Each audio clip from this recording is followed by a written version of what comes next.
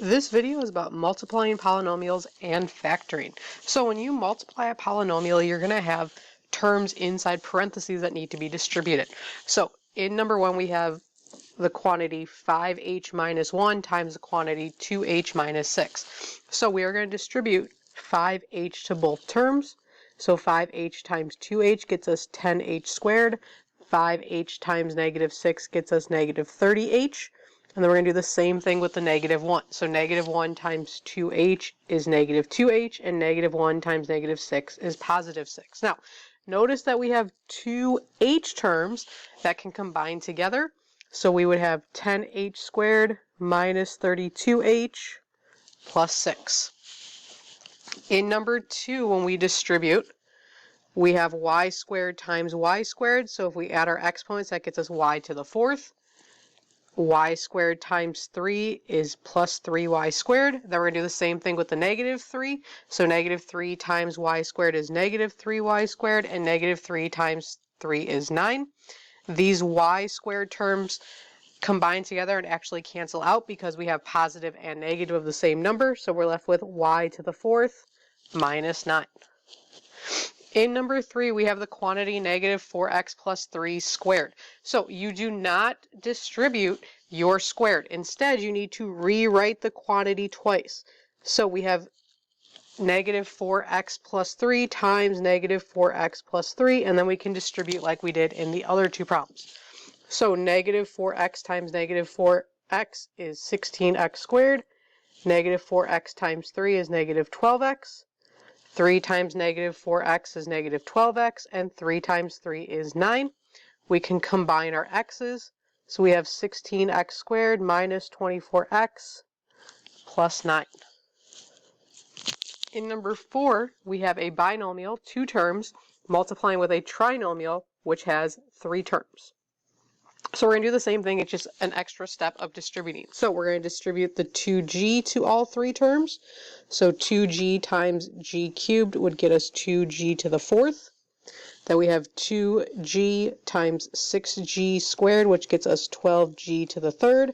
Then we have 2g times negative 5g, which would get us negative 10g squared. And then we're going to do the same thing with the negative 3. So we would have negative 3g cubed minus 18g squared plus 15g. Then we can combine like terms. So we have 2g to the 4th. The cubes combine, so 12 minus 3 gets us 9g cubed. And then we have negative 10g squared minus 18g squared to get us negative 28g squared plus 15g. Notice when you're combining your terms, the exponents do not change. In number 5, we have 3 binomials that need to be multiplied. So we're going to start with 2 of them first. So I'm going to do 2x times 2x, which gets us 4x squared, 2x times 3, which gets us 6x, negative 3 times 2x, which gets us negative 6x, and negative 3 times negative 3, which gets us negative 9. As we notice, the x's cancel out, so we are left with 4x squared minus 9 times 4x squared plus 9, and then we can distribute again. So 4x squared times 4x squared gets us 16x to the 4th. 4x squared times 9 gets us 36x squared. Negative 9 times 4x squared gets us negative 36x squared, and negative 9 times 9 gets us negative 81. These x squared terms combine to cancel out. We're left with 16x to the 4th minus 81. Now let's go the other direction, and we're going to work on factoring. So when you are factoring, if you have something that's an x squared, we would have x squared minus bx or plus bx plus c. We want to figure out what multiplies to the c value and adds to the b value to get our factor. So in this case, we need 2 numbers that multiply to negative 24 and add to negative 10. Because we are multiplying to a negative number, we need 1 of each sign. So we are multiplying to negative 24 and we are adding to negative 10. So we want 1 of each sign. So 6 and 4 are not going to work because if we made them negative, they would not multiply to a negative if I made them both negative in order to get to negative 10. So instead, I'm going to use negative 12 and 2. Those multiply to get us negative 24, and they add to get us negative 10. So we would have parenthesis x minus 12 and parenthesis x plus 2. You can switch the order however you want. In number 2, we have x squared plus 9x minus 14. So we want two numbers that multiply to negative 14 and add to 9. Well, we know that 2 plus 7 equals 9, but that doesn't get us to multiply to negative 14. And because there are no other factors, this is already as simplified as it gets, so it would be prime. In number 3, we have x squared minus 25. So notice that there is no middle term. So if you want to rewrite it, you could rewrite it as x squared plus 0x minus 25. So we need two numbers that multiply to negative 25 and add to 0, which means they're going to have to be the same number. So that would be 5 and negative 5. So we would have x plus 5 and x minus 5. In number 4, we have 9x squared minus 49. Now, usually we have x squareds that we can split into x and x because it's a perfect square. Well, we know that 9 has a perfect square root, which is 3. So we're going to split the x's into 3x and 3x. Now, we need to think about what multiplies to negative 49. So we want the same number with different signs because there's no x term. So we'd have plus 7 and minus 7. In number 5, we don't have our x squared term first, and 2 is not a perfect square. So instead, we're going to factor out a GCF. So I want to look at all three terms and see what are they all divisible by.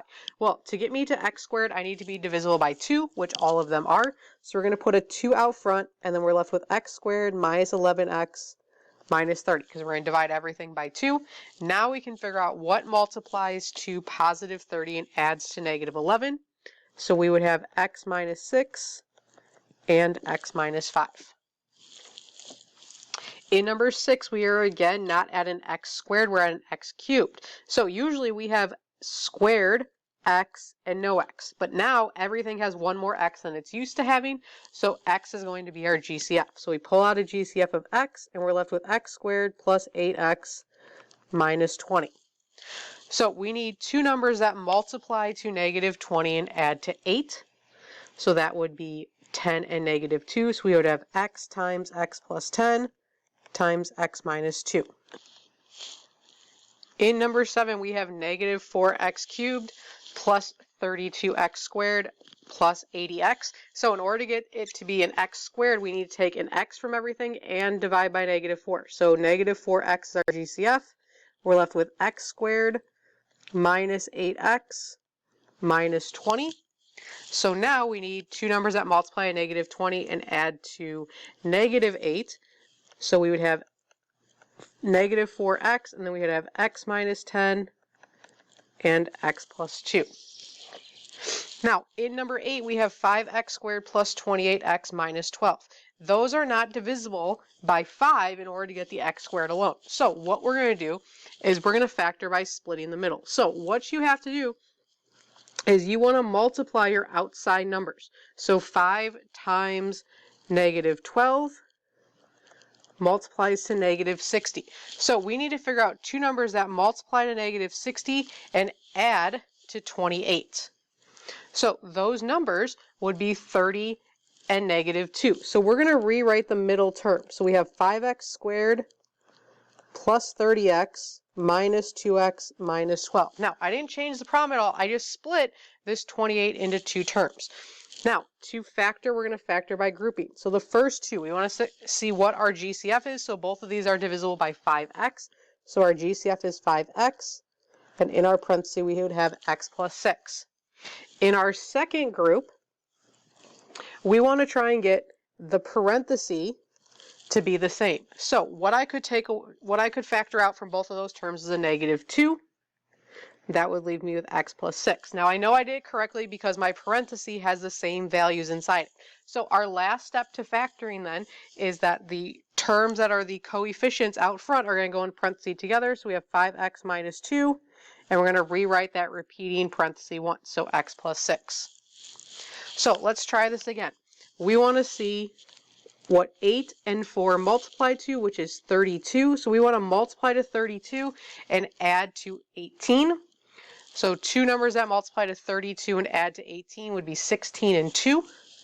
So we'd have 8x squared plus 16x plus 2x plus 4.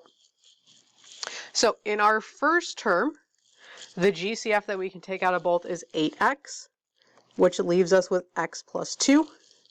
In our second set, we can take out a 2, which leaves us with x plus 2. So the coefficients go together, 8x plus 2, and we rewrite that repeated parenthesis times x plus 2. So now we're going to completely solve. Now this is different than what we did before because we just left in parentheses before. Now we're actually going to get x values because we have an equal sign in our problem. So we're starting out the same way. We want to figure out what multiplies to 10 and adds to -7. So that would be -5 and -2. So we have x minus 5 times x minus 2 equals 0. Then to use zero product property, any part that has an x is going to get set equal to 0. So in this case, both parentheses are going to get set equal to 0. X minus 5 equals 0, x minus 2 equals 0. So when we switch our signs, we get x is 5 and x is 2. Now, in number 2, we're not yet set equal to 0. So we're going to add 11x and 14 to both sides. So we get x squared plus 9x plus 14 equals 0. So now we need two numbers that multiply to 14 and add to 9. So we would have x plus 7 and x plus 2 equals 0. Now, if you want, you can rewrite this step to solve, or you can just show what x equals. So in the first parenthesis, we would get x equals -7, and in the second parenthesis, we would get x equals -2. We don't have to show that each part equals a 0 if you can solve that parenthesis in your head. Number 3, we have 0 equals 5x squared minus 15x minus 20. So we don't have an x squared term, so we need to factor out a GCF, which would be 5, which would leave us with x squared minus 3x minus 4. So we need two numbers that multiply to -4 and add to -3. We want one of each sign. So we would have 5 times x minus 4 times x plus 1. Now, remember with zero product property, we only care about terms that have an x in them. So we're going to ignore that 5. That's not going to get us a solution, and we're just going to have x equals 4 and x equals -1. In number 4, we have 2x cubed plus 4x squared minus 30x equals 0. So everything's divisible by 2. And an x. So 2x is our GCF. We're left with x squared plus 2x minus 15 equals 0. So we need two numbers that multiply to -15 and add to +2. So we would have 2x times x plus 5 times x minus 3 is equal to 0. Now, this time, each term has an x. So when we have 2x equals 0, if we set that equal to 0, we would get x equals 0. We would also get x equals -5 because we switch our sign, and x equals +3 when we switch our sign. In number 5, we're not so lucky. We can't factor because we don't have a GCF. So instead, we are going to have to split the middle. So what we're going to do then is see what does 6 times 5 equal, which is 30. So what multiplies to 30 and adds to -17? That would be -15 and -2. So we would get x squared minus 15x minus 2x plus 5 is equal to 0. So in our first set, our GCF, both numbers are divisible by 3x. So our GCF is 3x. That leaves us with 2x minus 5. Now, our second set is very close, but it has the opposite sign. So our GCF here then, to switch our signs, is going to be -1. So we're left with 2x minus 5 equals 0. So when we rewrite this, we get 3x minus 1 times 2x minus 5 equals 0. To solve using zero product property, you might have to write this out a little bit.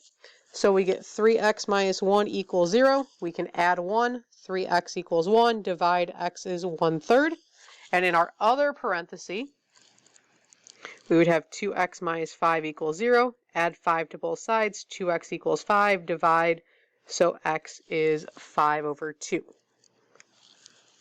Number 6, our equation is not set equal to 0 yet, so I'm going to subtract 4 over, so I get 0 equals 3x squared plus 4x minus 15. So these do not have a GCF, so we want to figure out what multiplies 3 times negative 15 is negative 45. So what multiplies to negative 45 and adds to 4? So we're looking for one of each sign. So that would be 9 and negative 5. So we get 3x squared plus 9x minus 5x minus 15. In our first two terms, our GCF is 3x, which leaves us with x plus 3. In our second two terms, our GCF is negative 5, so we have x plus 3 in parentheses. So we get 0 equals 3 minus 5 times x plus 3. When we go to use our zero product property then, we have 3x minus 5 is equal to 0. We can add 5 on both sides. 3x equals 5. Divide, x is 5/3. In the other parenthesis, we can just switch our sign, so x is negative 3.